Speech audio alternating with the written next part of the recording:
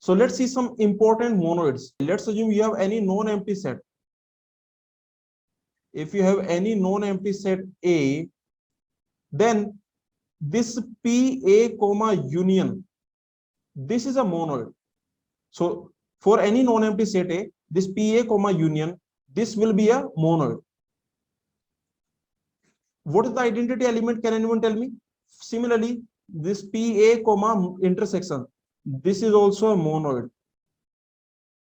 But remember, PA comma set difference, this is not monoid. This is not semi-group also. This is not semi-group also. So not semi-group automatically implies not monoid. Because I told you that this set difference is not associative. Set difference not associative.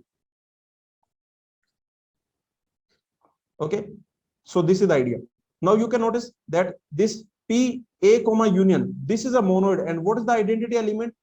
The identity element of union is 5. For the union operation, identity element is 5. And for intersection operation, identity element is A itself. Identity element is A itself. See, okay, again, many students are making this mistake, power set of A. Should I say power set of A? Should I say this? No, it will be A. See, don't make this mistake. For example, if your set is this, then your base set is this. Remember, this PA is the base set. Remember, this PA is your base set. Your base set is not A. This PA is the base set. And these are the elements. So, okay, don't make these mistakes again and again many times. These are the elements. These are the elements of base set. Now you can clearly see that. Now tell me, for union, if I define this union operation, for union, what is the identity element?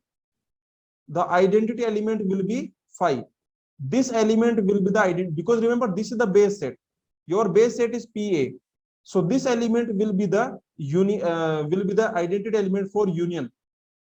Okay. If I define intersection, then what is the identity element for intersection? That will be A itself. This is A itself. Because every element in the base set is subset of A. So for this base set, this A is working as universal set. Yes or no? Agree or not? For this base set, in this base set, this is working as universal set. Anyone has any doubt? So don't make this mistake again and again. Your base set is PA. So these 4 are the elements. In your base set, you have 4 elements. These are the 4 elements. If I define union operation, for union, this empty set is the identity element. And for intersection, this A, this will be the identity element. Now the next topic is group. We have already seen what is the definition of group. The group definition means it should be a binary operation. This binary operation automatically means closure property. So, okay, so this means closure property. Okay, this binary operation, this means closure property. Okay, and you can notice that we have associative property, we have identity property, and we have inverse property. Means every element should have inverse. Whatever element you take, it must have inverse. So this is the definition of group. And we have also seen what is commutative group. Means abelian group. If it has commutative property, then we will call it abelian group. For example, this example, non-zero real number with multiplication. Non-zero real number. This is non-zero real number with multiplication. This will be a group. This will be a abelian group, right? Because you have non-zero real number. So identity element will be 1. Multiplication is associative. Closure property will be there. Every element will have inverse. Inverse of A will be 1 by A. Okay. So for any element A, the inverse will be 1 by A. Because remember, all the elements are non-zero. You have non-zero real numbers. And we have commutative property. So finally, I can say that you have a abelian group. And if you have all real number, remember, if you have all real number, then this is not a group. Then this is not a group, because 0 does not have inverse. the multiplicative inverse of 0 will not be there. Okay, so if you have all, then it will be monoid. Next, this example we have already seen, n into m equal to maximum of n comma m. This is not a group because you have identity element, but you don't have inverse. Sorry, in this set of integers. So we don't have identity element also because it is set of integers. So for this operation, we don't have identity element. So this is not a group. We don't have identity element. So this is not a monoid also. This example we have done in the last class. Okay, so all these questions actually we have done. You can just check it out. This we have already done in the last class. Okay, let's move on. So these are some things. Remember some important groups. If I ask you, what are some important groups? Some frequent or some, I can say, some common groups. Common means very commonly they are some common groups. What are these? Some frequent groups. So for example, under addition, tell me under addition, which will make a group? Under addition, which will make a group? Under addition operation. Under addition operation, I can say set of integers will be a group. Set of whole numbers will not be a group. Can I say set of whole numbers? Set of whole numbers will not be a group. So set of integers will be a group. I can say set of real numbers will be a group. Set of rational numbers will be a group. Set of complex numbers will be a group. Set of complex numbers.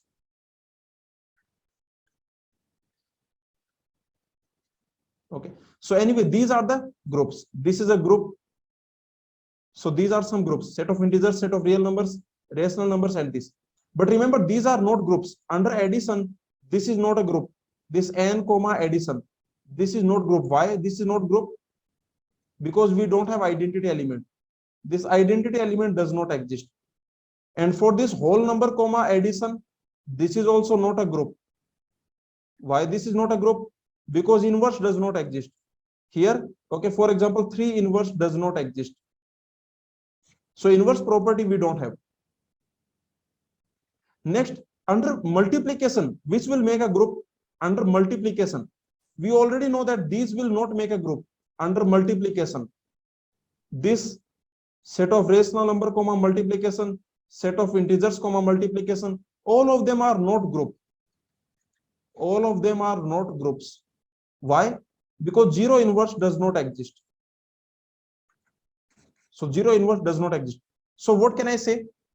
Finally, I can say that, remember, R0 multiplication, this will be a group. Similarly, Z0 multiplication, this will be a group. Similarly, Q0 multiplication, this will be a group, right? R0 means non-zero real numbers. Similarly, Z0 means non-zero integers. And similarly, Q0 means non-zero rational numbers. So these will be the group, all of them. Sorry, okay, wait a second. Real number, this will be a group. Okay. So this is not a group. Okay, this is not a group. This will not be the group because we don't have inverse here.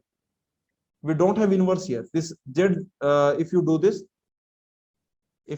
set of non-zero real integers, here we have identity element is there, but we don't have inverse. So there is no inverse property. So we don't have inverse property here. For example, if I ask you what is inverse of 3, what should I write here such that I get 1? Now this does not exist, right? So I can say this does not exist. So this is the idea. Okay, so this is not a group because we don't have inverse property. Okay, so the remaining are group. So I can say that. So I can just remove this one here. So I can say set of rational number. I can say C0 means non-zero complex numbers. C0 means non-zero complex numbers. That will make a group. So this is the idea. So you can just check it out here. For example, non-zero elements of Q are C. Non-zero rational number, non-zero real number, non-zero complex number. So non-zero elements of Q are C, they will create a Abelian group under multiplication.